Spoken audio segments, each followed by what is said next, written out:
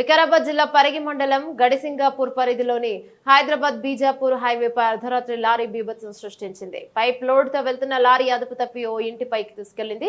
ఓ కిరాణా shop తో పాటు సగానికి పైగా ఇల్లు ధ్వంసం అయింది. హైవే పక్కన రేకుల డబ్బాలు నిర్వహిస్తున్న కిరాణా షాప్ లోకి తీసుకెళ్లే లారీ డబ్బాను లాకెళ్లి ఓ పైకి వెళ్లింది. ప్రమాద సమయంలో యజమాని కుటుంబ సభ్యులు ఇంట్లో నిద్రిస్తున్నారు. వారిపై ఇటుక పిల్లలు పడ్డంతో స్వల్ప గాయాలు కావడం తప్ప త్రుటిలో ప్రమాదం తప్పింది. కిరాణా షాప్ లో ఉన్న ఫ్రిడ్జ్ వస్తువులని ధ్వంసం అవ్వగా దాదాపు 10 లక్షల వరకు నష్టం జరుగుతుందని భావిస్తున్నారు.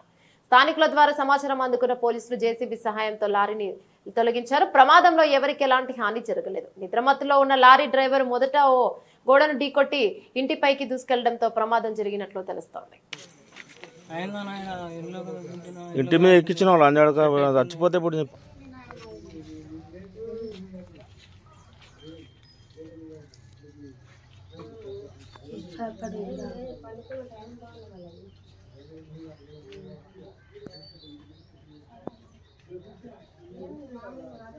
ఎన్ని గంటలకైనా ఒక్కటే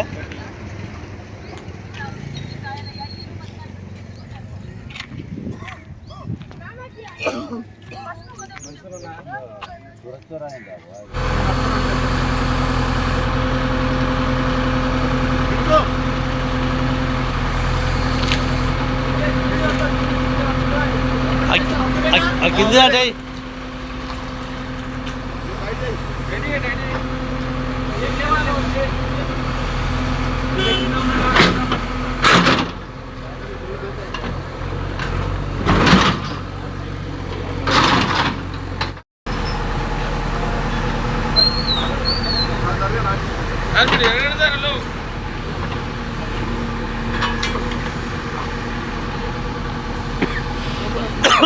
అదేందుకు దాన్ని బదులు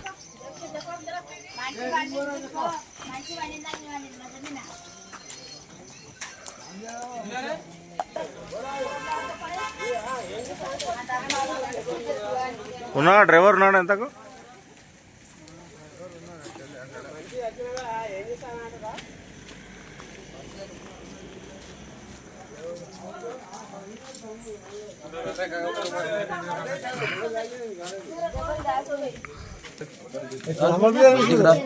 మాత్రము ఆ ఫ్యాన్ మీద పడుతుంది.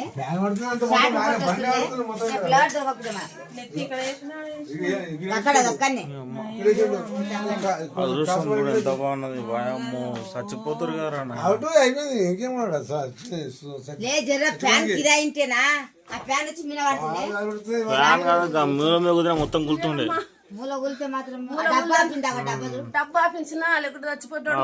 డబ్బా పోటు ఒక్కటి రెండు పడింది అడివి ఏం పడ్డదని అట్లనే ఫోన్ అట్లా ఉండదు. అవుతుంది ఇటు రాయి కూడా కాబట్టి ఇటుక కూడా అయితే మొత్తం పోతుండే.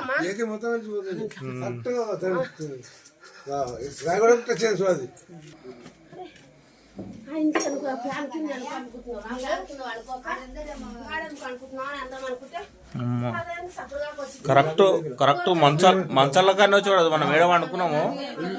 వాన వచ్చి గుద్దిండు కొడుకు.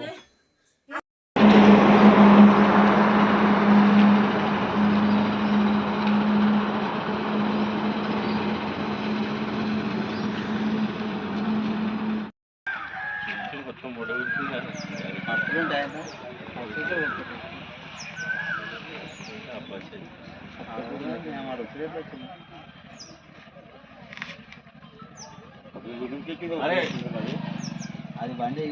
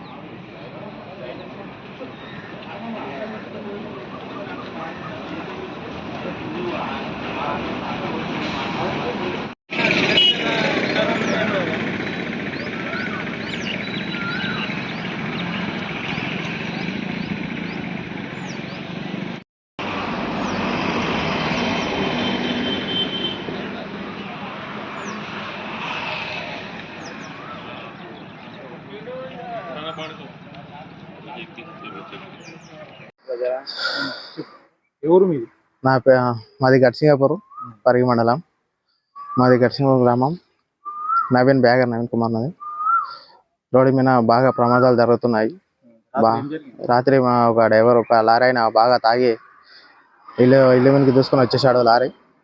బాగా ఇట్లేంచి యాక్సిడెంట్లు కూడా బాగా ప్రమాదం బాగా జరుగుతున్నాయి. ఇట్లేంచి ప్రభుత్వం ఇంతవరకు ఏం పట్టించుకోవట్లేదు. అలా పట్టించుకోవాలంటే కోరుకుంటున్నాను. ఇక్కడ మా ఇల్లు కూడా బాగా డ్యామేజ్ అయింది. నాకు కూడా నైట్ నెత్తి మీద గోడ పడ్డది. అట్లా కోరుకుంటున్నాను. ప్రమాద సమయంలో ఎంతమంది ఉన్నారు సార్? మేము 4 ఉన్నాం సార్. ప్రమాద స్థలంలో మేము 4 ఉన్నాం సార్.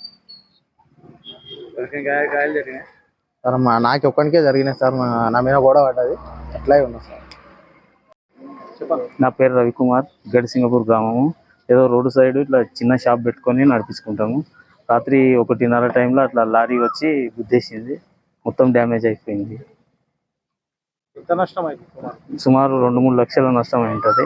2 ఫ్రిడ్జ్లు ఉన్నాయి, కౌంటరు, సామాను, మొత్తం స్వెటరు, షాపు. అది చూస్తారు కదా, షాప్ మొత్తము సుమారు 2.5-3 లక్షల వరకు నష్టం జరిగింది. షాప్లో ఎవరు లేరు ఆ టైంలో. నైట్ 1:30 టైంలో ఇంట్లో ఉంటే మేము ఈ అబ్బాయి వచ్చి చెప్పేసరికి లేచి వచ్చింది.